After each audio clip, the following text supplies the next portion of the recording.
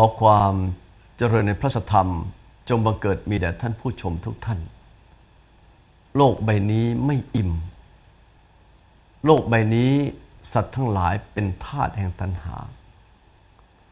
ถ้าตัณหามันเข้าครอบครองใจเรา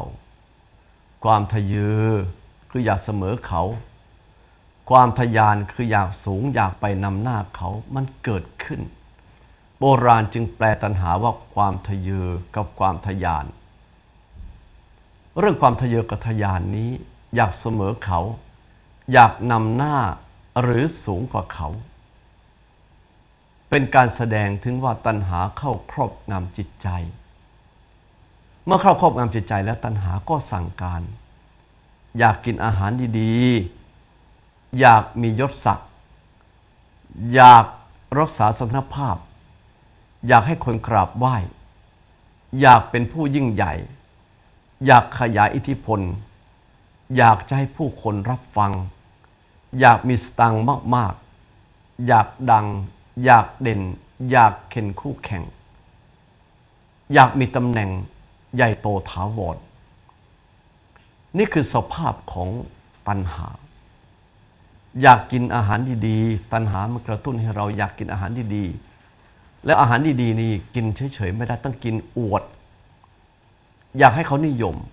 ในขณะที่คนอื่นอดอยากปากแห้งเราอยากแสดงให้เห็นว่าเรากินอาหารดีๆมันจะมีความสุขหรือสมเด็จพระสัมมาสัมพุทธเจ้าตรัสว่าเนกาสีลพเตสุขังเรามีกินเขาไม่มีกินไม่มีความสุขอยากมียศศักดิ์ทะเยอเพื่อเสมอเขาทะยานเพื่อให้นำหน้าหรือเด่นกว่าเขาด้วยการที่ทำอะไรหลายอย่างถ้าเป็นเด็กก็เป็นประเภทจุ้นต้อยห้อยโหนคลุกเคลียเลียเท้าเข้าหาถ้าเป็นผู้ใหญ่ล่ะก็โค่นล้มเขาอยากรักษาสถานภาพเคยมีอะไรไปแล้วคิดจะยึดติดกับตำแหน่งจึงต้องหาวิธีการรักษาสถานภาพอยากให้คนเขากราบไหว้แต่ไม่มีความดีไม่มีศีลไม่มีธรรมอยากเป็นผู้ยิ่งใหญ่ก็เลยซื้อเอาอยากขยายอิทธิพลคิดว่าอิทธิพลคือคนที่เกรงกลัวเป็นสิ่งที่ดีเปล่าอิทธิพลแปลว่าผู้มีคุณธรรมอันประสบความสำเร็จอยากให้คนรับฟังพูดและอยากให้คนรับฟังผลที่สุดบางทีเขาไม่รับฟังก็ใช้คำหยาบด่าเพื่อให้คนหันมาฟังหรือส่งเสียงตะเบงเสียงดังอยากมีสตังค์มากๆโดยคิดว่ามีเงินเยอะๆแล้วคนเขาจะนับถือความจริงไม่ใช่เงินที่มีต้องบอกที่มาให้ได้มากน้อยไม่สำคัญเท่ากับสุจริตอยากดังอยากเด่นอยากเข็นคู่แข่งอยากรักษาตำแหน่งให้ยืนนานสิ่งเหล่านี้